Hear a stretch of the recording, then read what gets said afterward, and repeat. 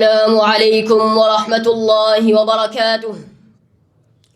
الحمد لله الذي خلق السماوات والأرض وجعل الظلمات والنور وفضل العلم على الجهل فقال: قل هل يستوي الذين يعلمون والذين لا يعلمون. وصلوات ربي وسلامه على عبده ورسوله القائل: من يرد الله به خيرا يفقهه في الدين، وعلى آله وصحبه القادة السادة وعلى من تبعهم بإحسان إلى يوم الدين. أما بعد، فأعوذ بالله من الشيطان الرجيم. بسم الله الرحمن الرحيم. إنما يخشى الله من عباده العلماء.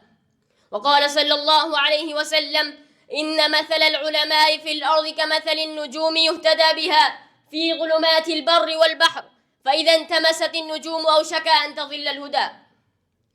رئيس الحفلة الميمونة وأساتذة الكرام وإخواني المكرمين، إن مما يسرني ويزيدني حلاوة وتلاوة ويملأ فؤادي حماسة وعاطفة أن ألقي أمامكم كلمة موجزة حول موضوع حكم طلب العلم الشرعي وفضيلة. أيها الطلبة الأعزاء، إنكم تعرفون جيدا أن العلم هو نور وهدى، وأن الجهل ظلمة وضلالة، وإن العلماء ورثة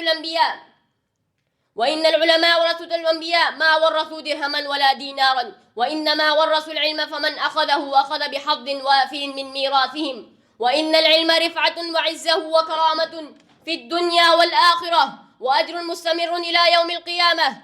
فقال الله عز وجل: يرفع الله الذين آمنوا منكم والذين أوتوا العلم درجات.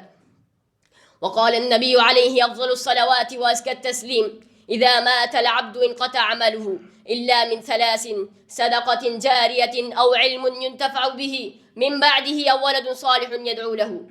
قال الحافظ ابن رجب رحمه الله تعالى: لا طريق إلى معرفة الله والفوز يقربه إلا بالعلم النافع.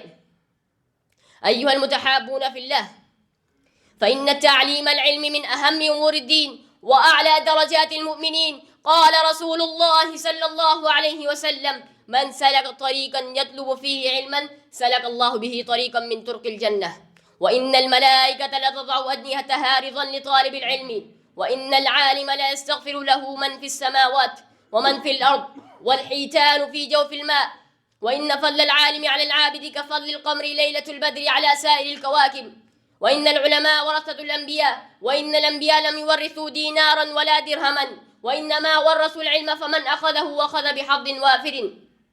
قال عبد الله بن مسعود رضي الله عنه: إن الرجل لا يولد عالما، وإنما العلم بالتعلم. قال يوسف بن الحسن رحمه الله: بالعلم يصح له العمل، وبالعلم تنال الحكمة. وقال الشاعر: تعلم فليس المرء يولد عالما، تعلم فليس المرء يولد عالما، وليس أخو علم كمن هو جاهل. وإن كبير القوم لا علم عنده، وإن كبير القوم لا علم عنده صغير إذا التفت عليه المحافل. ونحن إذا تأملنا آيات القرآن وجدنا أن الله تعالى في أول ما أنزل على رسولنا صلى الله عليه وسلم يأمرنا بطلب العلم النافع، فقال: اقرأ باسم ربك الذي خلق، خلق الإنسان من علق، اقرأ وربك الأكرم الذي علم بالقلم، علم الإنسان ما لم يعلم. وكما أن الله فرق بين العالم وغيره وجعل لكل واحد مكانة تليق به، وفضل العالم على غيره، فقال: قل هل يستوي الذين يعلمون والذين لا يعلمون. أيها المسلمون، فإن طلب العلم الشرعي فرض كفاية، إذا قام به من يكفي سار في حق الآخرين سنة. وقد يكون طلب العلم واجبا على الإنسان عينا، أي فرض عين، وضابطه أن يتوقف عليه معرفة عبادة يريد فعلها أو معاملة يريد القيام بها وتعليمه للناس، فهو فرض على الكفاية. إذا قام به قائم سقط فرضه عن الباقين، كما قال الله عز وجل: فلولا نفر من كل فرقة منهم طائفة ليتفقهوا في الدين ولينذروا قومهم إذا رجعوا إليهم لعلهم يحذرون. عن أنس بن مالك رضي الله عنه قال: قال رسول الله صلى الله عليه وسلم: طلب العلم فريضة على كل مسلم. وقال الإمام النبوي رحمه الله تعالى: الاشتغال بالعلم من أفضل القرب وأجل الطاعات وأهم أنواع الخير. وأختم كلامي بقول الشافعي رحمه الله تعالى، حيث يقول: رأيت العلم صاحبه كريم، رأيت العلم صاحبه كريم ولو ولدته آباء لئام، وليس يزال يرفعه إلا أن يعظم أمره القوم الكرام، ويتبعه في كل حال كراعي الضأن تتبه السوام. فلولا العلم ما سعدت رجال ولا عرف الحلال ولا الحرام. هذا ما عندي وبالله التوفيق، والسلام عليكم ورحمة الله وبركاته.